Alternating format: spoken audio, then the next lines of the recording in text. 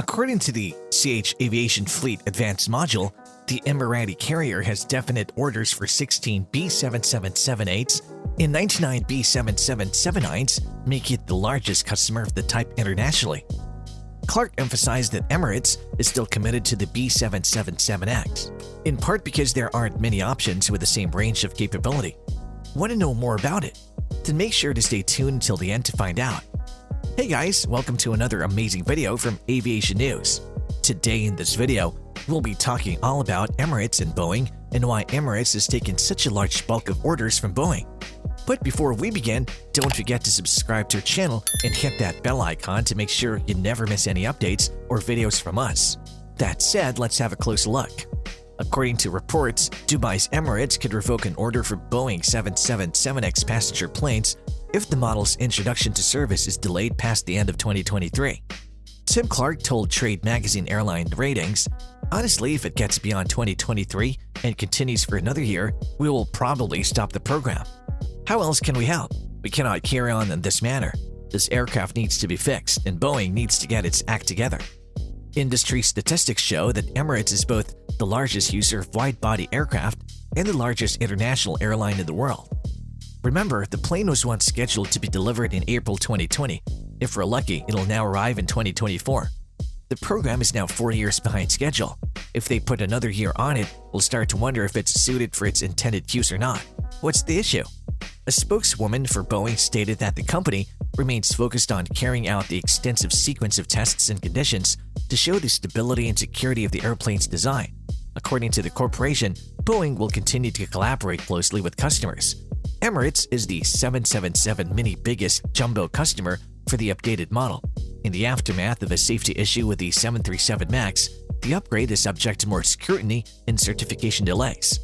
Boeing Co.'s steady ascent out of a series of crises, among the worst in American corporate history, got a boost last week when it defeated rival Airbus SE in the fight for 2021 jet orders on an annualized basis with a 737 MAX sales frenzy.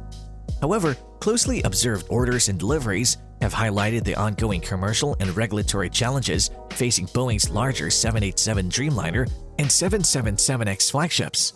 These challenges have forced Boeing to fight wars on both sides of the Atlantic. According to senior industry and government sources, European regulators are contesting the 777X flight controls built-in safety net, while 787 deliveries are anticipated to be suspended until early April, while American officials look into production issues.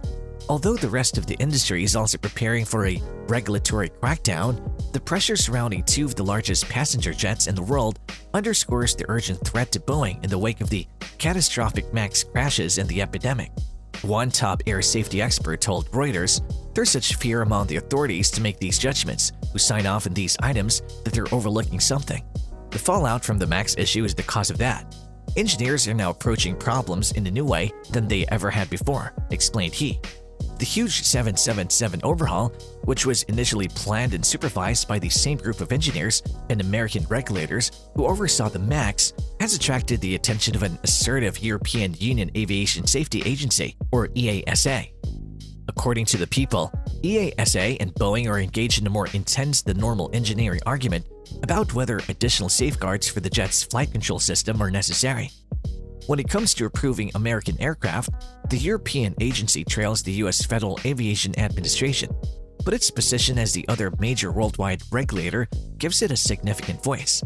A strategy proposed by EASA might essentially compel Boeing to include an additional fallback to ensure that one electronic failure won't result in multiple outages at once, a configuration known as dissimilarity.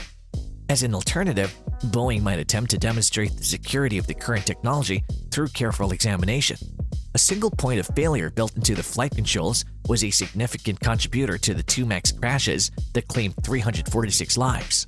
Despite the stark differences between the 777's algorithmic brains and the 737's decades-old fundamental architecture, the EASA strategy demonstrates the importance placed on backups.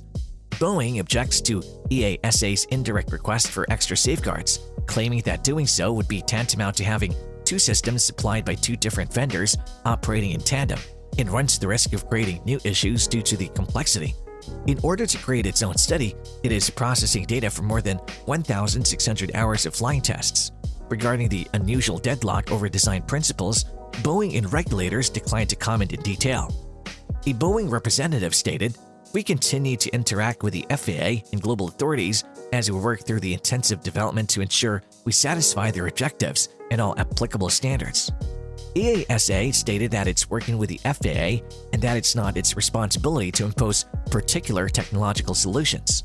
A spokeswoman stated, "We're closely examining the technical files with the FAA and Boeing, and this work is still happening in a setting of complete transparency and full collaboration. According to the FAA, no aircraft will be approved unless it complies with our safety and licensing standards. The dispute's financial effects are still unknown." A year ago, Boeing delayed the launch into service of the 777X until late 2023 and issued a $6.5 billion charge for certification delays and weaker-than-expected orders.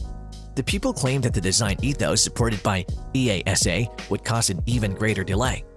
While this is going on, workers in South Carolina are looking through Part 787s using ultrasound machines and instruments to measure gaps that aren't visible with the naked eye. The people said this work makes a full resume of deliveries before April doubtful. The gaps, which are the width of a human hair yet deviate from Boeing's requirements, were left over from the process of creating carbon composite structures that make the jet lightweight and less expensive to fly. Boeing claims that the high safety margin criteria used in the 787's design are to be blamed for the problems, and that it's also self-reported the problem. The FAA's approval is still required to resume deliveries. In 2021, Boeing made 14 deliveries, as opposed to 41 in 2020. Now, a crucial concern is whether the FAA will accept Boeing's claim that its original specifications for the gaps can be adjusted without endangering safety, which is supported by fresh analysis of composites and mechanical tolerances according to two of the people. The Boeing representative added, "The problems that our engineers found and are resolving are part of our rigorous approach to assure conformity to our exacting specifications." In October, Boeing estimated that structural compliance issues would cost about $1 billion in inspections and repairs. However, a person with knowledge of the situation said that longer-term concerns have been raised about Boeing's ability to produce 787s at the rates formerly anticipated and at a reasonably low cost due to manufacturing adjustments and other measures to address minor structural flaws. Boeing could be able to gain ground by eliminating manufacturing inefficiencies. Additionally, a recent choice to concentrate production in a single state will save fixed costs. The level of inspection is still very high. For instance, the FAA has mandated tedious physical inspections of about 100 airplanes due to tiny breaches in the structure encircling the passenger and cargo doors in the aft fuselage, as opposed to letting Boeing test a small number of aircraft. The senior safety expert stated that for many years, saying the fleet was good was acceptable. It's technically unnecessary in terms of safety to examine every single airplane, but it's necessary in this environment. Let us know your thoughts on Boeing and Emirates in the comment section. And that's all for today. Thanks for watching. If you enjoyed it, please like, share, and subscribe to our channel, Aviation News, for more such exciting aviation content. See you in the next video.